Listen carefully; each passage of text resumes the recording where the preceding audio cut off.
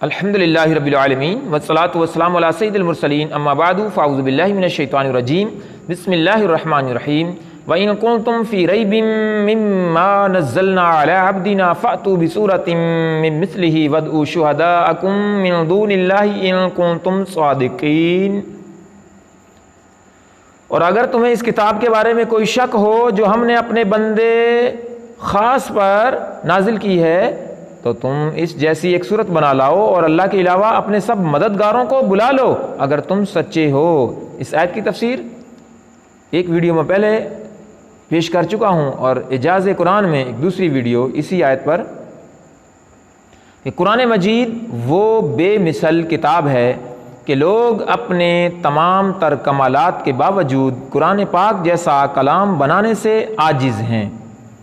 اور جن و انس مل کر بھی اس کی آیات جیسی ایک آیت بھی نہیں بنا سکتے۔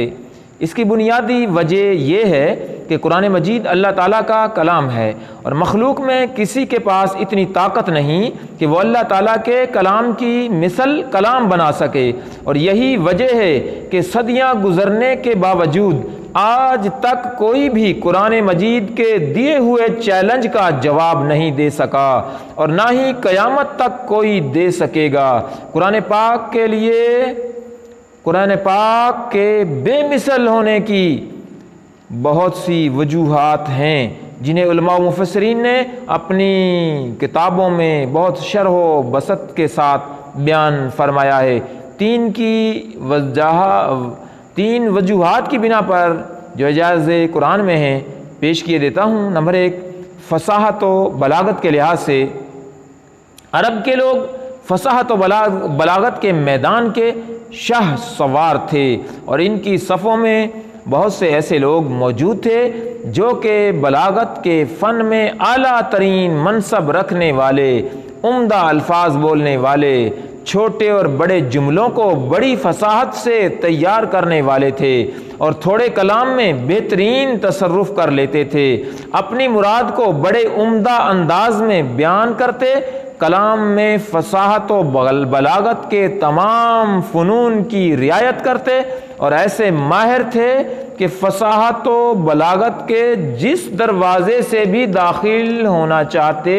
داخل ہو جاتے تھے۔ الغرض دنیا میں ہر طرف ان کی فصاحت و بلاغت کا ڈنکا بجتا تھا، اور لوگ فصاحت و بلاغت میں ان کا مقابلہ کرنے کی تاب نہ رکھتے تھے۔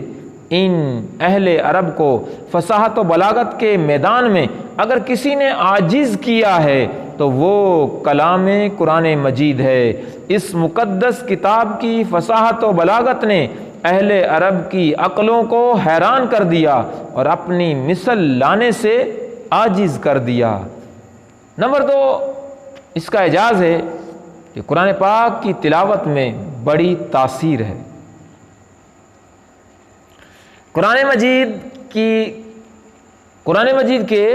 بے مثل ہونے کی ایک دلیل یہ بھی ہے کہ اسے پڑھنے اور سننے والا کبھی سیر نہیں ہوتا اور نہ ہی اس سے اکتاتا ہے، بلکہ وہ اس کی جتنی زیادہ تلاوت کرتا ہے اتنی ہی زیادہ شیرینی اور لذت پاتا ہے، اور بار بار اس کی تلاوت کرنے سے اس کی محبت دل میں راسخ ہو جاتی ہے، اور اس کے علاوہ کوئی اور کلام اگرچہ وہ کتنا ہی خوبی والا اور کتنا ہی فصیح و بلیغ کیوں نہ ہو، اسے بار بار پڑھنے سے دل اکتا جاتا ہے، اور جب اسے دوبارہ پڑھا جائے تو طبیعت بیزار ہو جاتی ہے۔ قرآن مجید کی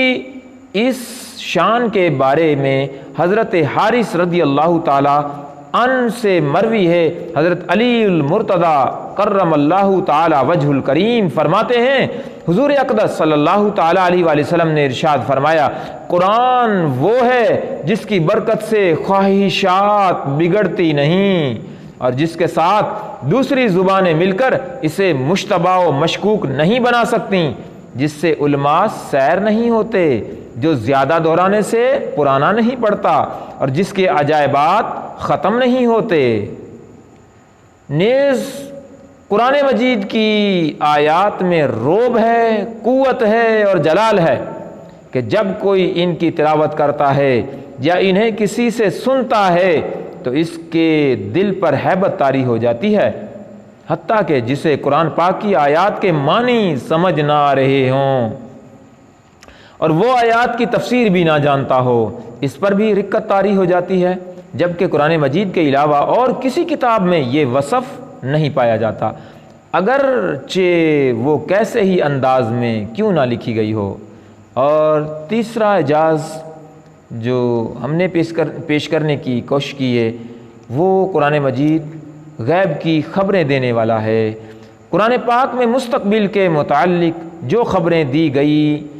وہ تمام کی تمام پوری ہوئیں۔ مثلا زمانہ نبوی میں رومیوں کے ایرانیوں پر غالب آنے کی خبر دی گئی اور وہ 100% پوری ہی۔ بہت سارے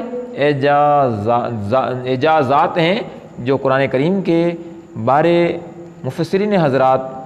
بیان کرتے ہیں، ہم نے اختصار کے ساتھ ذکر کیا ہے۔ اللہ تعالی ہمیں قرآن کے اعجاز، قرآن کی عظمت کو سمجھنے کی توفیق دے، آمین بجاہ خاتم النبیین صلی اللہ تعالی علیہ وآلہ وسلم۔